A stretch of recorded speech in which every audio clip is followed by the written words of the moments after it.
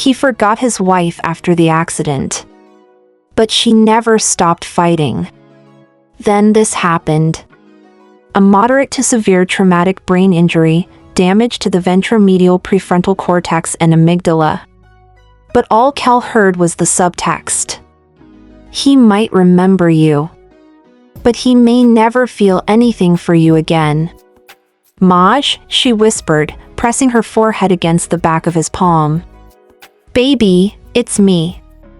I know your face, he murmured, voice rough like gravel. Kel. You're the one I used to be married to. Used to be. She blinked hard, trying not to cry. You still are, she said gently. Maj was the kind of man the world envied. A self-made millionaire with salt and pepper hair, a sprawling estate in the hills, a son who adored him, and Kel. His wife. His storm and his shelter. The woman who had walked with him from scraped knees and mud pies to boardrooms and gala nights. They had known each other since they were 5. Back when he was the pale boy who stuttered when nervous, and she was the girl with skin kissed by the sun, who sang too loud and too often. Back when the world didn't yet know what lines to draw between them. She had always loved that song. A little tune, barely 2 minutes long, that she hummed like a prayer. It was the first thing she sang to him on the swing set in her grandma's backyard. She played it on her cassette player until the tape wore thin, sang it through her braces as they walked to school, and danced to it barefoot in her college dorm room. Maj? He hated it.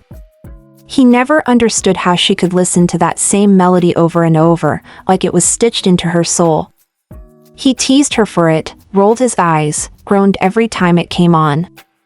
But Kel never cared. I love it, she would grin, eyes bright with mischief. Even if you don't. Maj would shake his head, laughing. One day, he'd say, I'll forget everything else. But if I ever hear that song again, I swear, the hairs on my arm will stand straight up like scared soldiers. And he meant it. He didn't understand the song. But he understood her. And that was enough. Back then. Now, years later, the mansion echoed with too much silence, and the man who once said those words couldn't even remember how it felt to love her, couldn't remember what her laughter meant to him, how it made him feel. Maj had built an empire brick by brick, deal by deal. He started with nothing, just ambition and an old beat-up car he used to drive from one foreclosed property to another. Real estate was the first door. Energy was the revolution. By the time he turned 40, Maj Colburn was no longer just a name. He was the name, spoken in glass towers, printed on magazine covers, whispered in rooms filled with money and influence. But it wasn't a solo journey. Never had been. Kel was the backbone, the strategist behind his sharpest moves, the whisper in his ear during boardroom wars. She was never just his wife. She was his partner, his co-architect. The brilliance behind their empire wore heels and hoop earrings and still sang off-key in the kitchen when she was cooking stew. Then came the crash. A thunderstorm. A country road. A blacked-out stretch with no warning sign. His Tesla hydroplaned, spiraled, flipped once, twice. Emergency crews said he should have died. Maybe part of him did. They opened his skull like a cracked shell, repaired what they could, and fitted a curved titanium plate where fractured bone had once protected his brain. The neurosurgeon explained it clinically, a moderate to severe traumatic brain injury, damage to the ventromedial prefrontal cortex and amygdala. But all Kel heard was the subtext. He might remember you. But he may never feel anything for you again. In the sterile white of the hospital, surrounded by wires, bleeps, and antiseptic air, Kel gripped his hand. Maj, she whispered, pressing her forehead against the back of his palm. Baby, it's me.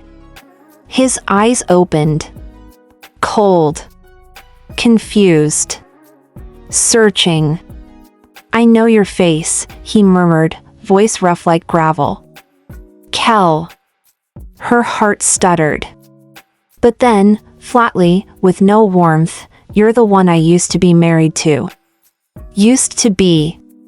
She blinked hard, trying not to cry. "You still are," she said gently. He blinked again. Oh.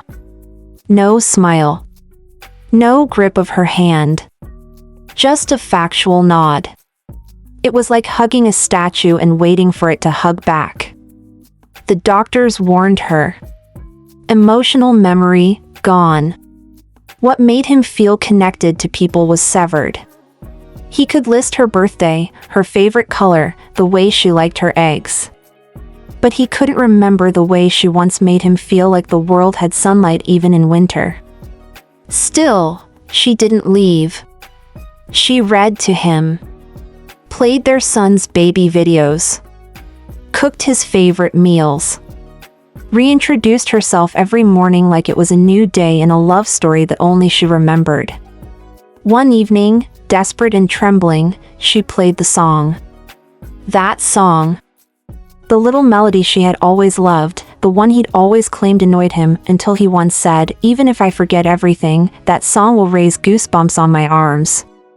She played it. He blinked. Looked at her. Touched his arm slowly, and frowned. Nothing. Nothing stirred. Maj opened his eyes slowly, the software of machines humming around him like a low lullaby. The sterile white ceiling above him felt unfamiliar, like a sky he had never seen before. The air was thick with the scent of antiseptic, and somewhere nearby, a heart monitor beat steadily, echoing the rhythm of a life trying to remember how to feel. He blinked once. Twice. The door opened quietly. Kel stepped in, her hands clenched in front of her, knuckles pale. Her curls were tied up in a loose bun, dark circles painted beneath her eyes like bruises from sleepless nights. She moved slowly, as if approaching a wounded animal, cautious, reverent. "Hey," she said softly, standing beside his bed.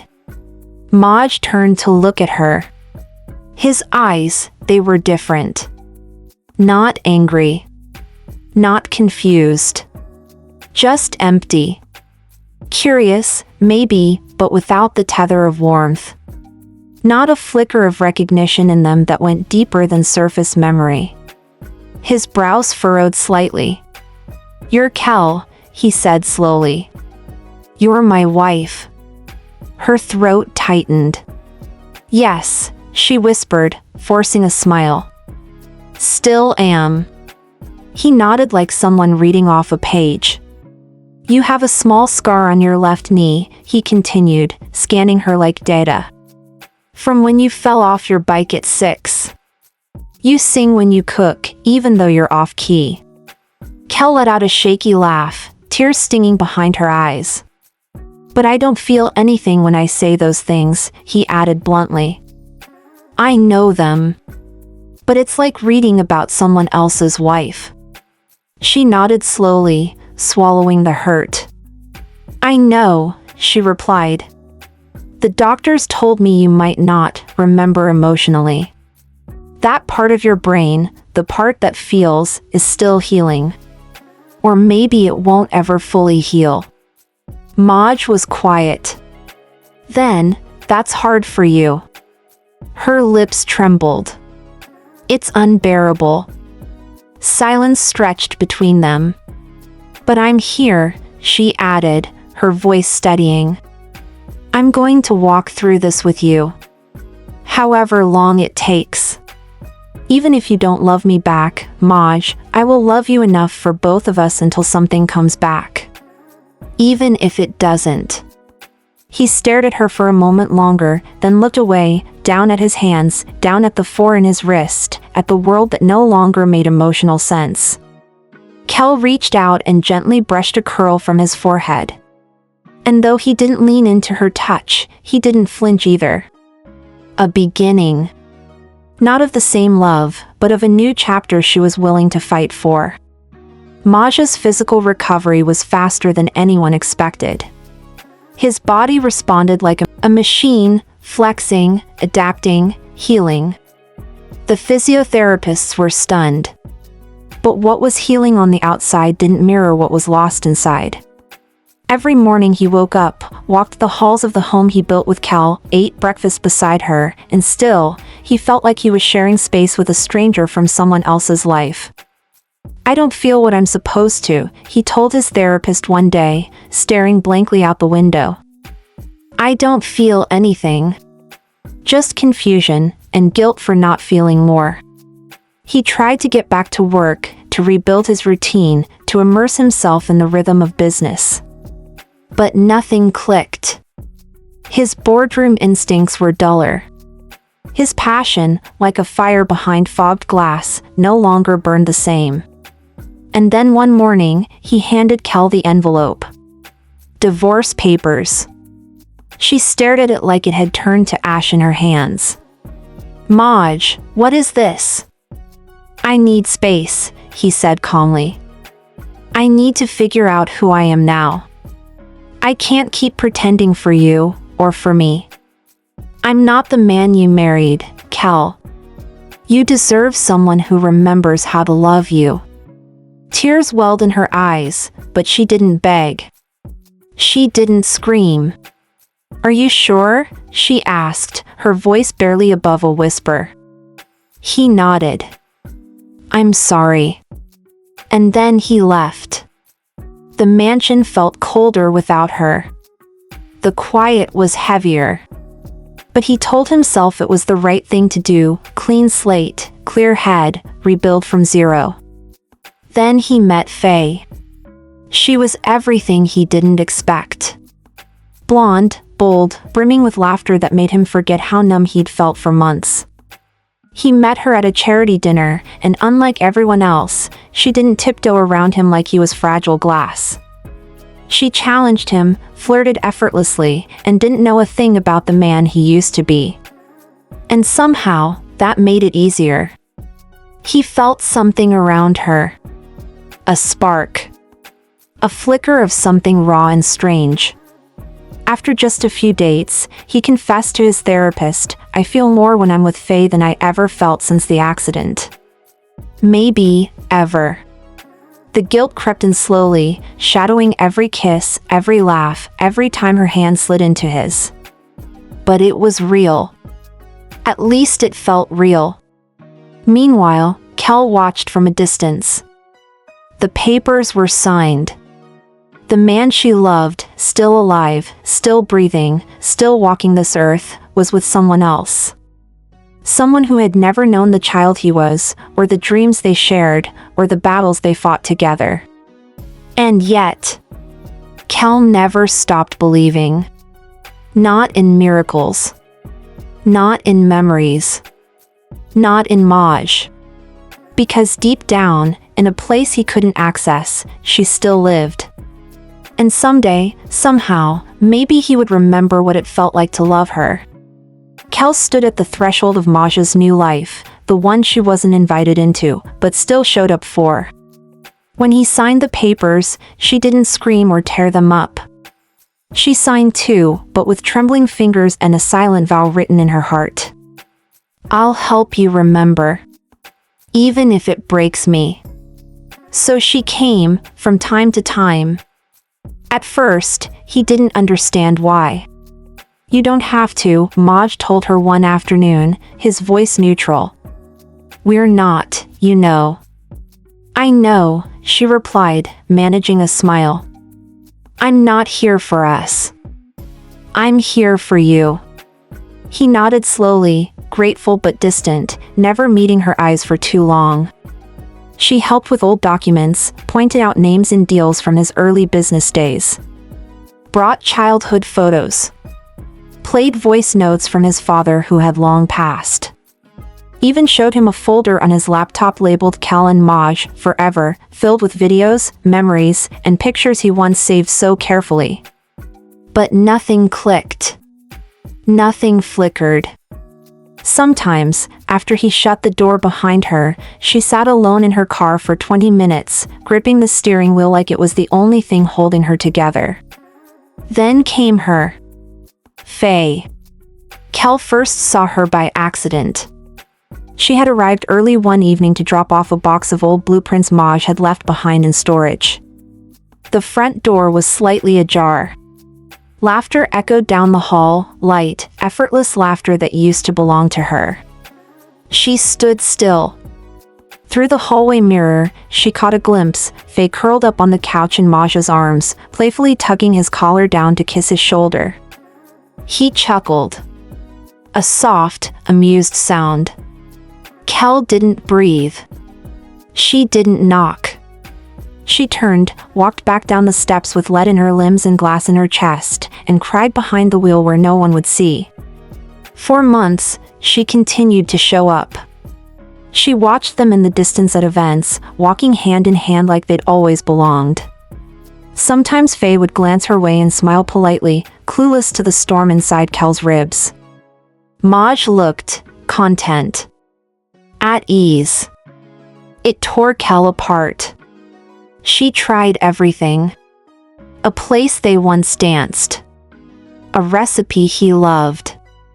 The soft yellow sweater he once said reminded him of sunshine and her. But nothing. Each time she saw him, it was like watching a stranger live in the skin of the man she once loved, and still loved. And each time she left, she bled a little more inside, but never gave up. One night, she wrote in her journal, "I am loving a man who no longer remembers how to love me. And I'm watching him give away what I once had, to someone who doesn't know how much it cost." Yet she kept going. Because somewhere in that iron-plated head, somewhere beyond the damage and wires and fractured emotion, she believed that Maj, her Maj, was still in there. Waiting. Kel hadn't moved out of the house entirely. Not really. Though her name was no longer on the mailbox, though Faye now curled up on the side of the bed that used to be hers, Kel never took all her things. Not the old piano books. Not the hand-woven throw blanket. And not the little wooden music box tucked at the back of their shared closet, beneath old scarves and forgotten sweaters. She had stayed because she still hoped. Some nights, while Maj was out with Faye, she would quietly slip into the guest room and rest her head against the walls they once painted together. Her toothbrush sat untouched in the bathroom. Her name still logged into the kitchen speaker's playlist. And yet, she felt invisible in the house she helped build. She had seen them, Maj and Faye. Seen them at brunch. At a fundraiser. At the park with Ben, their son, who was slowly growing quiet around his father, unsure of this version of the man who once taught him how to ride a bike. Maj was falling in love again. But not with her. And it was killing her slowly. She almost gave up. That day was overcast, the sky threatening rain. Kel was alone in the house, sorting through old boxes. She had come to pick up a few remaining things, out of courtesy, out of pride. That's when she found it. Small. Carved from wood. Edged in gold leaf. The old music box. Her fingertips trembled as she lifted it from beneath a stack of worn-out t-shirts. She brushed off the dust, the engraved letters still visible. For K, from M, our forever song. The crank was stiff, but it turned. Click. Click. Click. And then, the melody. Soft. Innocent. The same one she'd hummed at 5 years old. The one she sang through braces. The one he always claimed to hate, but once said would raise the hair on his arms no matter what. Kel's throat tightened. She turned and stepped outside, onto the back patio where she could see the garden they once planted together, where Maj and Faye now sat in lawn chairs, laughing over lemonade while Ben played with a soccer ball. The melody played on. Ding, ding, ding. Maj froze mid-laugh. He turned slowly, eyes narrowing. Faye paused, watching the color drain from his face.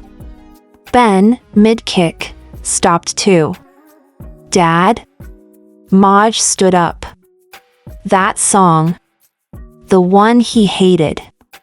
But this time, it was different. The moment it hit his ears, a jolt surged through his spine. His skin erupted in goosebumps, and then, like floodgates breaking open, images burst into his mind. Kel on the swings, her head thrown back, laughing. Kel dancing barefoot in college, turning in slow circles with the music box on the shelf. Kel crying at their wedding, whispering the words to that melody into his neck. Kel in the hospital room, holding his hand. Kel standing at the door with the divorce papers, her voice trembling. Are you sure? Too many emotions. Too fast. Too loud. Too much. His head pulsed. His knees buckled. Maj? Faye gasped, rushing to him. He stumbled forward, reaching a hand out blindly. But his eyes, they locked on Kel, standing a few feet away, holding the music box against her chest, her eyes wide with tears. His lips parted. Kay. Kel, he breathed, voice cracking under the weight of something old, something real. Then everything went black. He collapsed. The first thing Maj felt was the pounding in his head. A low, thunderous ache behind his eyes, like the beat of a distant drum trying to pull him back from the dark. He blinked, slowly. White ceiling. Monitors beeping. The smell of antiseptic. His chest rose and fell with shallow, uncertain breaths. Then he turned his head, and there she was. Kel. Standing near the window, her arms crossed over her chest, biting the edge of her lip. She looked tired, like someone who had been holding her breath for too long. He looked at her. Really looked at her. And for the first time in a long, aching while, his eyes were different. They softened. They recognized. They remembered. Kel, he said hoarsely. Her heart skipped. Hey! She whispered, barely believing. He blinked, searching her face like a man who'd found home after being lost in the wilderness. You're here. I never left, she whispered, stepping closer. Not really. His throat worked as he swallowed. Then he exhaled something like a laugh, a broken, amazed sound. You're my wife. Tears spilled freely down her cheeks, but she laughed, too. I told you I was. He gave a soft groan and held his head. That damn song. Kel grinned through her tears. The one you always said you hated. Maj shook his head, smiling now, really smiling. I must have lied. It brought me back to you. They both laughed, hands finally reaching for each other. And this time, when he touched her, it wasn't cold. It wasn't disconnected. It was warm, familiar, full of something so deep it ached. It was love.